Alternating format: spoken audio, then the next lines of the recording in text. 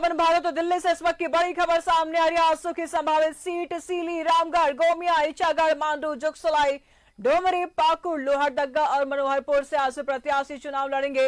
इस वक्त की बड़ी खबर सामने आ रही है राजधानी दिल्ली से, जहां सीली, रामगढ़, गोमिया, ईचागढ़ समेत मांडू, जुगसलाई, डुमरू, पाकुड़ से आजसू के प्रत्याशी चुनाव लड़ेंगे और साथ ही साथ लोहरदगा और मनोहरपुर से भी आजसू के प्रत्याशी चुनावी जंग में खड़े होंगे। आजसू की संभावित सीटों की बात अगर कर लिया जाए तो सिल्ली, रामगढ़, गोमिया, ईचागढ़ और साथ ही साथ मांडू, जुगसलाई, डुमरी, पाकुड़ और लोहरदगा, मनोहरपुर से आजसू के प्रत्याशी चुनाव लड़ेंगे।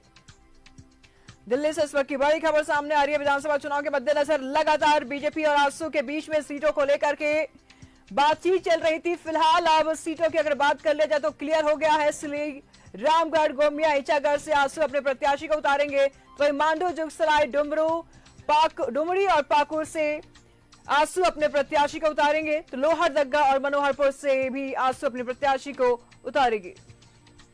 तमाम जानकारी के लिए इस वक्त हमारे साथ राकेश जुड़ चुके हैं। राकेश, क्या कुछ जानकारी सामने आ रही है?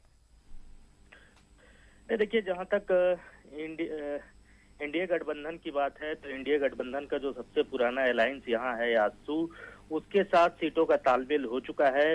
न्यूज 11 के पास जो जानकारी है उसके मुताबिक आजसू को 10 सीटें मिली हैं। हालांकि इससे पहले जब हेमंता बिस्वा शर्मा से बातचीत हो रही थी कुछ दिन पहले प्रेस कॉन्फ्रेंस में, तो उन्होंने ये कहा था कि 9 सीट भी हो सकता है, 10 भी हो सकता है, 11 भी हो सकता है। लेकिन अब जो जानकारी निकल कर आ रही है, 10 सीटों पर आजसू जो है वो अपना प्रत्याशी देगा। जो 10 सीटें आजसू के खाते में गई है उसमें सिल्ली है, रामगढ़ है, गोमिया है, ईचागढ़ है, मांडू है, जुगसलाई है, डुमरी है, पाकुड़ है, लोहरदगा है और मनोहरपुर।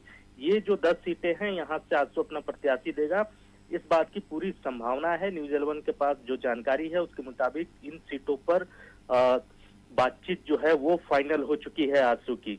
निशु जी, बहुत बहुत शुक्रिया राकेश आपका इन तमाम जानकारियों के लिए।